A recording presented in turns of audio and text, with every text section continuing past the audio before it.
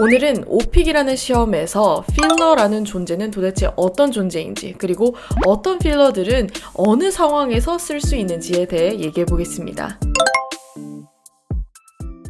일단 첫 번째로요, 여러분. filler이라는 건 어떤 것인가? fill, 채워넣다 라는 뜻이죠. 그래서 우리가 얼굴에 뭔가를 집어넣는 것도 필러라고 부르잖아요.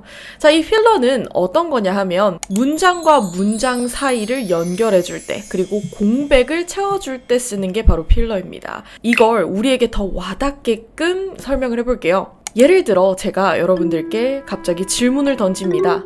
어떤 운동 좋아하세요? 어떤 카페에 가는 걸 좋아하세요? 라고 했을 때 제가 가장 좋아하는 카페는 땡땡입니다. 그 이유는 첫 번째, 두 번째, 세 번째 이렇게 대답하는 사람이 있을까요? 아니죠. 그건 회사 면접에 가까운데요. 우리 오픽이라는 시험은 그런 시험이 아닙니다. 굉장히 자연스럽게 나의 이야기를 스토리텔링은 하는 시험이기 때문에 우리가 이런 식으로 답변을 하게 되면 얘 지금 외워서 왔구나 하고 점수를 받을 수가 없어요. 자, 그러면 자연스러운 스피킹이라는 건 어떤 기반인가? 내가 정말 얘기를 할 때 고민도 잠깐씩 하고 말 실수를 해도 괜찮고요. 그리고 얘기를 할 때 읽는 느낌이 아니라 진짜 말을 하는 것처럼 이런 높낮이가 있는 그런 톤으로 한다는 이야기입니다. 그래서 필러라는 건 이런 거예요. 어떤 카페 가는 걸 좋아하세요? 라는 질문을 받았을 때 카페요? 잠시만요. 제가 자주 가는 건 아무래도 집 근처에 있는 카페인 것 같아요.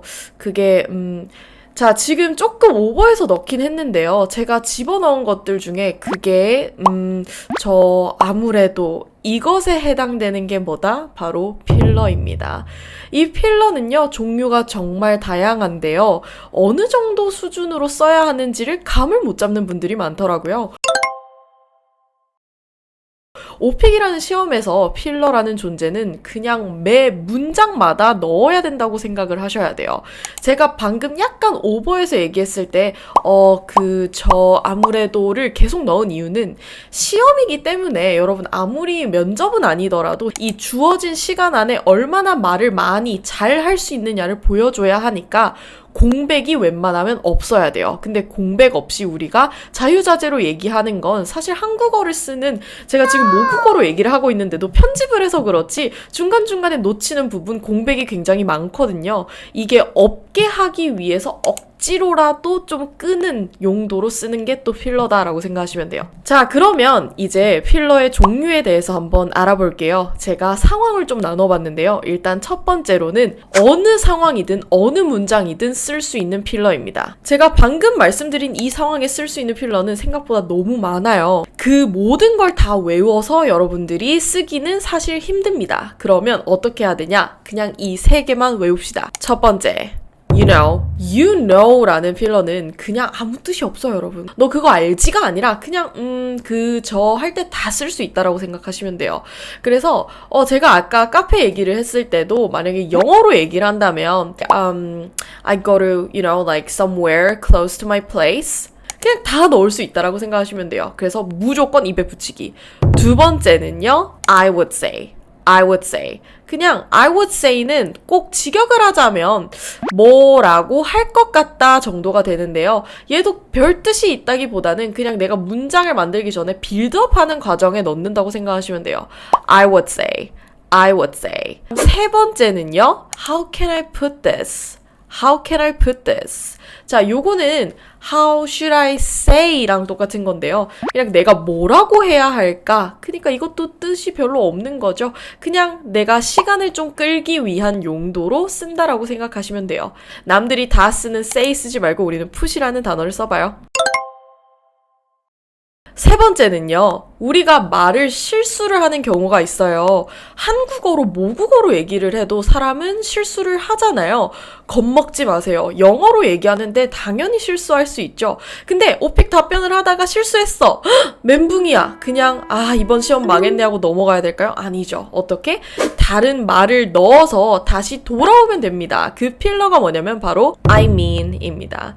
과거 시제를 써야 되는데 현재 시제를 썼다던가, 아니면 내가 다른 단어를 실수로 다시 잘못 얘기했다라던가, 아니면 발음을 잘못했더라던가, 어쨌든 간에 실수를 했을 때 I mean 하고 다시 얘기해 주시면 내가 틀린 부분이 더 이상 틀린 부분이 아니고 다시 고친 게 되기 때문에 점수에 영향을 받지 않게 될 거예요. 예를 들어서 이런 거죠. I went there last year with my friends and it is great. Oh, I mean it was great. 자, 그 다음 네 번째는요.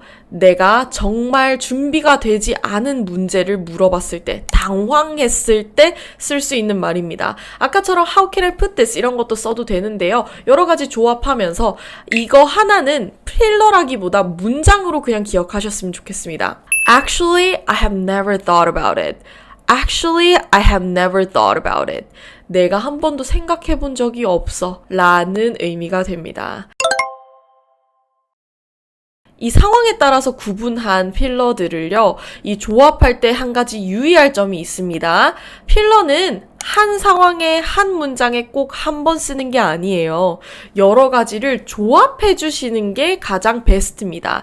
예를 들어서 내가 좋아하는 카페에 대해서 얘기를 할 때도 you know, my favorite cafe is 어쩌고저쩌고만 하는 게 아니라 you know, how can I put this? Alright. So I would say my favorite cafe is 땡땡 요렇게 가는 거죠. 벌써 한 3개를 썼다 그쵸?